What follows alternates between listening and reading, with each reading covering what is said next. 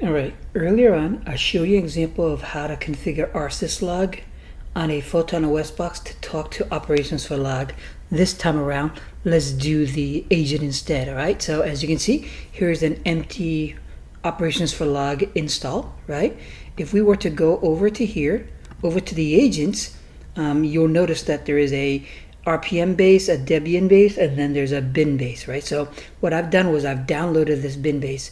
I then jumped onto the Linux box, right? So let's do this. I'm on the Linux box. If we were to cat the LSB, you'll notice that it'll say Photon OS 3, right? Now, as you can see, I've already downloaded and transferred the bin file over. So what I'm going to do is I'm going to make sure that it's executable, right? So as you can see, it's green. Similar to what I showed the example before, right? If we were to do server host equals the operations for log server, server proto equals, and then of course, so server host, server proto, and then the install. Once again, it's going to drop the li agent there. So let's take a quick look, shall we?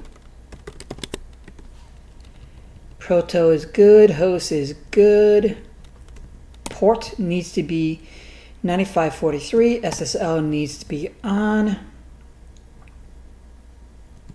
Down here, file, directory, include.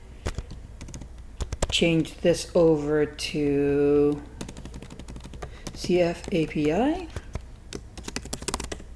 And just in case, what we're going to do is we're just going to reboot the box. Okay? All right, the box should be back on.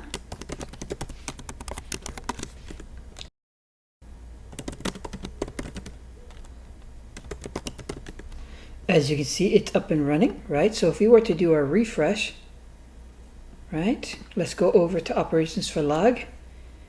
And there you have it. It's all coming in.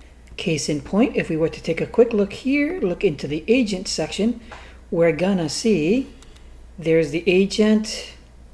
It's running Photon OS 3. It's active. Everything is good. So once again, here's yet another example of installing the agent using the bin file. Okay?